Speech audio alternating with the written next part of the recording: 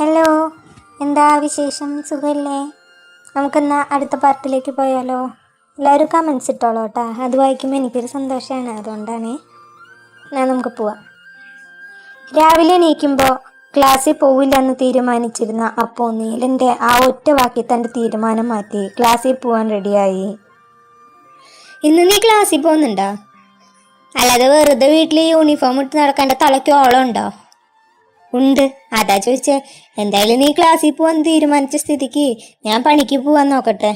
അരുൺ തോർത്തു എടുത്ത് ബാത്റൂമിൽ കയറി. ഇന്നലത്തെ വഴക്കിന്റെ ദേഷ്യത്തിൽ അപ്പു എല്ലാവരോടും പിണങ്ങിയാണ് നടക്കുന്നത്. അവൾ ബാഗും എടുത്ത് ഹാളിലേക്ക് വന്നത് അമ്മ കഴിക്കാനായി ചോറെടുത്ത് വെച്ചിരുന്നു. ഇതെന്തിന് ഇത്രയ്ക്ക്? എനിക്ക് രാവിലെ ഉച്ചയ്ക്കും രാത്രിക്കും കൂടെ കഴിക്കാനുള്ള ഒരുമിച്ച് വിളമ്പി വെച്ചതാണാ? അപ്പു പ്ലേറ്റിലേക്ക് അമ്മയെ മാറി മാറി നോക്കി. മര്യാദയ്ക്ക് ഇത് മുഴുവൻ ഇരുന്ന് കഴിച്ചോണം, അല്ലെങ്കിൽ ഇനിയും തലറിഞ്ഞു വീഴും. പെണ്ണിന്റെ കോലം കണ്ടാലും മതി. 10-20 വയസ്സുള്ള കുട്ടിയല്ലേ നീ? പക്ഷെ കണ്ടാ പറയോ, നിന്റെ ഒടിഞ്ഞു തൂങ്ങിയുള്ള നടത്തം കണ്ട് നാട്ടുകാരും ബന്ധുക്കളും പറയില്ലേ നിനക്ക് ഇവിടെ നിന്നൊന്നും തിന്നാൻ തരുന്നില്ല എന്ന്. അപ്പൊ നാട്ടുകാരെന്ത് വിചാരിക്കുന്ന ആണോ അമ്മയുടെ പേടി? എന്നെ കുറിച്ച് ആരെങ്കിലും പറഞ്ഞാ അവരെ എൻ്റെ അടുത്തേക്ക് പറഞ്ഞു വിട്ടേക്ക്, ഉത്തരം ഞാൻ കൊടുത്തോളാം. പിന്നെ ഇപ്പോഴത്തെ ന്യൂ ജനറേഷനെ കണ്ടാ വലിയ പ്രായമൊന്നും തോന്നില്ല. നിന്റെ ഈ നാക്കും പറച്ചിലും വീട്ടിൽ മാത്രല്ലേ ഉള്ളോ? പുറത്തേക്ക് ഇറങ്ങിയ നാവ് ആർക്കെങ്കിലും പണയം വെച്ച പോലെയാണല്ലോ. അല്ലെങ്കിൽ നിന്റെ ഈ അഹങ്കാരം തോന്നിയ ഈ വീട്ടിലെ നടക്കൂ. അമ്മ ദേഷ്യത്തിൽ അടുക്കളയിലേക്ക് പോയി. ബാക്കി ദേഷ്യം മൊത്തം സിങ്കിലെ പാത്രങ്ങളോടാണ് അമ്മ തീർത്തത്.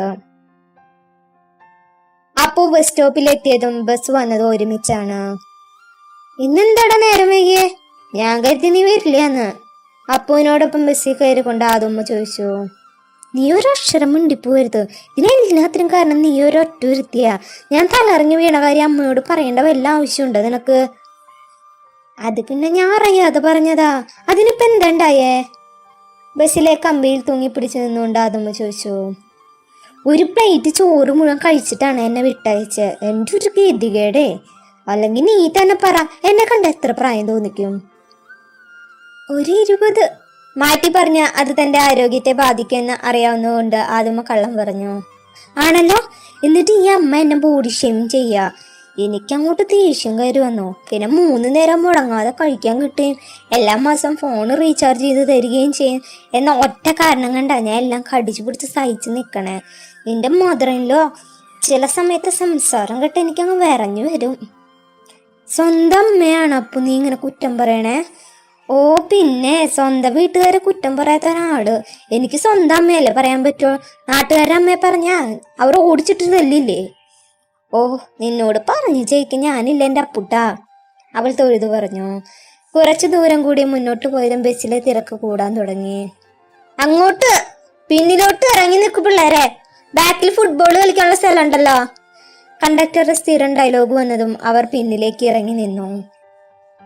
ചേച്ചി, ഈ ബാഗ് ഒന്ന് പിടിക്കോ? അപ്പോ ബാഗ് അഴിച്ചിരിക്കുന്ന ചേച്ചിയുടെ മടിയിൽ വെച്ചോ. ഇതിലെന്താ മോളെ, ഒന്നുമില്ലേ? ഒട്ടും ഭാരല്ലോ. ആ ചേച്ചി ബാഗ് ഉയർത്തിക്കൊണ്ട് ചോദിച്ചോ.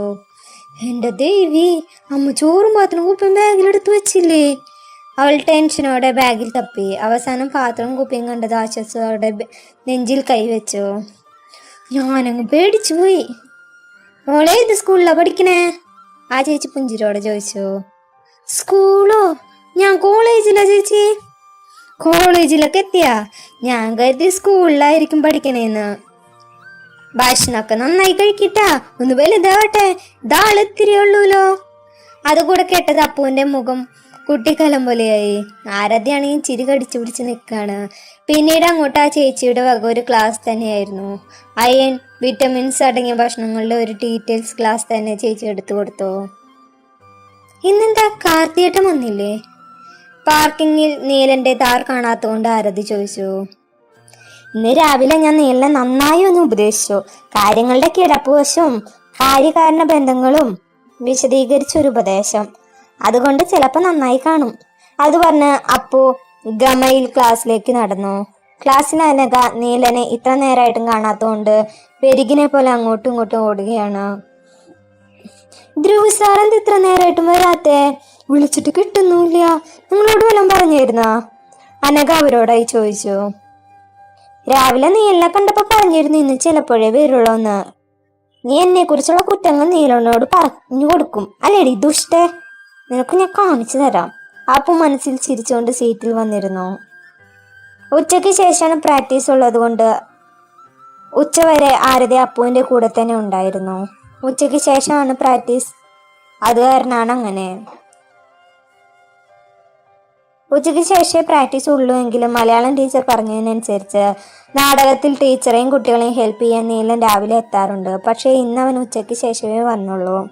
ഉച്ചയ്ക്ക് ഭക്ഷണം കഴിച്ച ആരതി പോയത് അപ്പുവിന് ആകെ ഒറ്റപ്പെട്ട പോലെ തോന്നി. നന്നായി സംസാരിക്കുമെങ്കിലും അപ്പുവിൻ്റെ ലോകം എന്നും ആരതിയാണ്. മറ്റുള്ളവരോട് സംസാരിക്കുമെങ്കിലും അവളുടെ കംഫർട്ട് സോൺ എപ്പോഴും അവളുടെ ആതുമ മാത്രമാണ്. വൈകുന്നേരം വരെ അവൾ എങ്ങനെയോ സമയം തള്ളി നീക്കി. ക്ലാസ് കഴിഞ്ഞതും അവൾ ബാഗും എടുത്ത് കോളേജ് ഓഡിറ്റോറിയത്തിലേക്ക് നടന്നു. അപ്പുവിനെ കണ്ടത് നീലൻ പരിചിത ഭാവത്തിൽ ചിരിച്ചു. ഈ നീലിന് ഇതെന്താ പറ്റിയേ? സാധാരണ എന്നെ കണ്ണിന് നേരെ കണ്ട ചെകുത്താൻ കുരിച്ചു കണ്ട പോലെയാണല്ലോ. ചിലപ്പോൾ ഇതെന്റെ കോളേജായ കാരണം ബഹുമാനം തന്നായിരിക്കും. അപ്പു ഓരോന്നാലോചിച്ച് ചെയറിലിരുന്നു. നമുക്ക് ഒരു വട്ടം കൂടി ഒന്ന് പാടാം. ഇനി നാളെ മുതൽ ഉച്ചയ്ക്ക് ശേഷം ക്ലാസ് കട്ട് ചെയ്യണമെന്നില്ല. ഈവനിങ് ക്ലാസ് കഴിഞ്ഞ് ഇവിടേക്ക് വന്നാൽ മതി. 10 മിനിറ്റിന്റെ കാര്യമല്ലേ ഉള്ളൂ.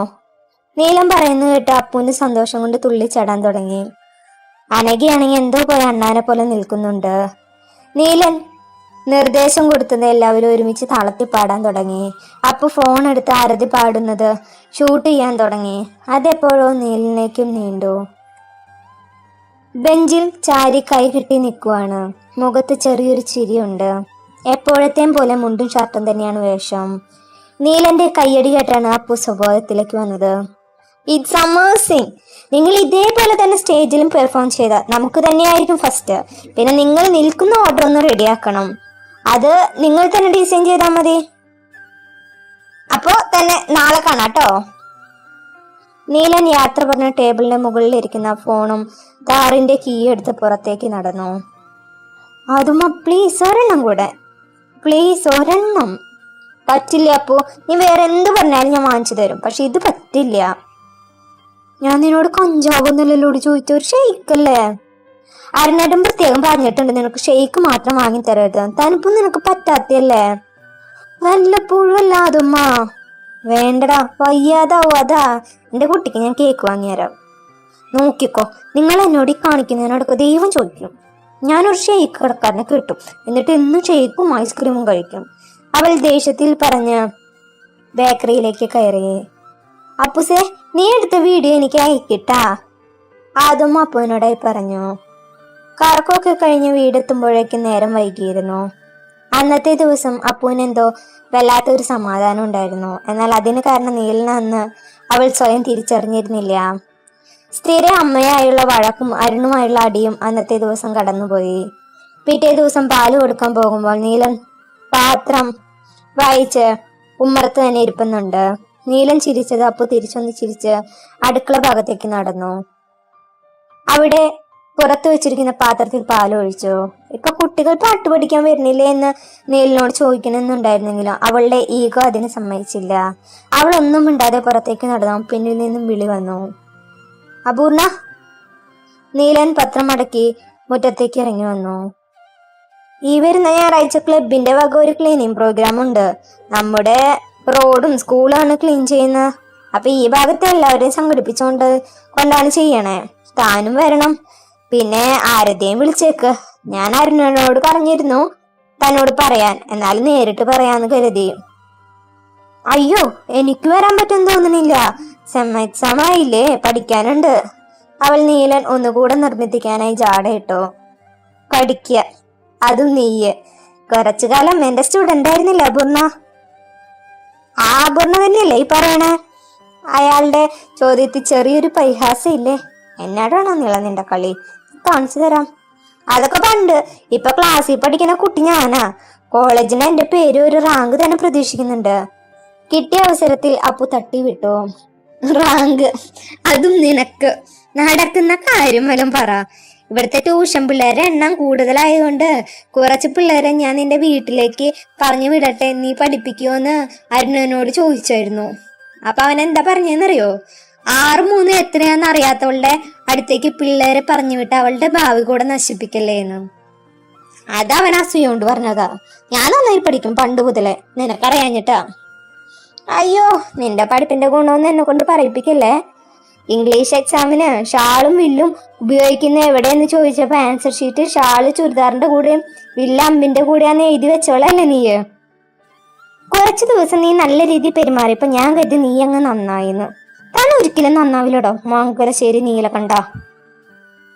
എന്തെങ്കിലും ഒരു മുണ്ടയ്ക്ക് ശേഖരം വരുന്ന വരെയേ നിന്റെ ഈ അഹങ്കാരം ഉണ്ടാവുള്ളൂ. അല്ലെങ്കിൽ ഉത്തരം മുട്ടുമ്പോ കൊഞ്ഞനം കാത്തുന്ന ഈ സ്വഭാവം നിനക്ക് പണ്ട് മുതലുണ്ടല്ലോ. ആർക്കാട് ഉത്തരം മുട്ടിയത്? എനിക്കറിയാം ഷാലും വില്ലും എവിടേക്ക് ചേർക്കണ്ടേന്നൊക്കെ. എന്നാ ഒന്ന് പറഞ്ഞേ. എനിക്ക് അറിയുന്നതെല്ലാം തന്നോട് പറയണമെന്നുണ്ട്. എനിക്ക് കോളേജിൽ പോകാൻ സമയമായി, അല്ലാതെ തന്നെ പോലെ വെറുതെ തേരാപ്പര സമയം കളയാനില്ല. അത് പറഞ്ഞ അവൾ വേഗത്തിൽ പുറത്തേക്ക് നടന്നു. അഹങ്കാരി. ഞാൻ നല്ല രീതിയിൽ പെരുമാറാന്ന് വിചാരിക്കുമ്പോ അവൾ തന്നെ ഓരോ ഉടക്കം കൊണ്ട് വരും. അല്ലെങ്കിലും പണ്ട് മുതൽ അവൾ അങ്ങനെയാ. ട്യൂഷന് വരാൻ തുടങ്ങിയ കാലം മുതൽ തുടങ്ങിയതാണ് തന്നോടുള്ള അവളുടെ ദേഷ്യവും ശത്രുതയും. കുഞ്ഞുടുപ്പൂട്ട് അരുണിന്റെ കൂടെ കയ്യിൽ തൂങ്ങി വരുന്ന കുഞ്ഞിപ്പെണ്ണ്. 5-6 കൊല്ലം ഞാൻ അവളെ പഠിപ്പിച്ചിട്ടുണ്ട്. അതിനെ 10ാം ക്ലാസ് ജയിപ്പിക്കാൻ വിട്ട പാട് ആലോചിച്ച് നീലിന് ചിരി വന്നു. അല്ലെങ്കിൽ അവൾക്ക് പ്രത്യേകിച്ച് മാറ്റൊന്നുമില്ല. ആ പഴയ കുഞ്ഞിപ്പെണ്ണ് തന്നെ. ഇത്തിരി ഹൈറ്റ് വെച്ചു, മുഖച്ചായ മാറി. നീലൻ ഓരോന്നാലോചിച്ച് അകത്തേക്ക് കയറിപ്പോയി. ഇന്ന് നീലം വന്നിട്ടില്ലെന്ന് തോന്നുന്നു. ഭാഗ്യം. പാർക്കിങ്ങിൽ വണ്ടി കാണാത്തോണ്ട് അപ്പു ആശ്വാസത്തോടെ പറഞ്ഞു. അതിന് കാത്തിയട്ടം വന്നാലും വന്നില്ലെങ്കിലും നിനക്കെന്തടി? കുറച്ച് ദിവസമായുള്ള അപ്പുവിന്റെ പെരുമാറ്റത്തിൽ ആരതിക്ക് ചില സംശയങ്ങളുണ്ടായിരുന്നു. പ്രത്യേകിച്ച് അവൾ ഇന്നലെ അയച്ചു തന്ന തന്റെ പാട്ടിന്റെ വീഡിയോ കണ്ട്. എനിക്ക് കുഴപ്പമൊന്നുമില്ല, പക്ഷെ നമ്മുടെ നാട്ടിലുള്ള ചെക്കനെ അങ്ങനെ ആനഘോഷിക്ക് വായി നോക്കണ്ട. അവർ രണ്ടുപേരും ഓരോന്ന് സംസാരിച്ച് ക്ലാസ്സിന് മുന്നിലെത്തിയതും മുന്നിലുള്ള കാഴ്ച കണ്ട് ഒരു നിമിഷം സ്റ്റക്കായി നിന്നു.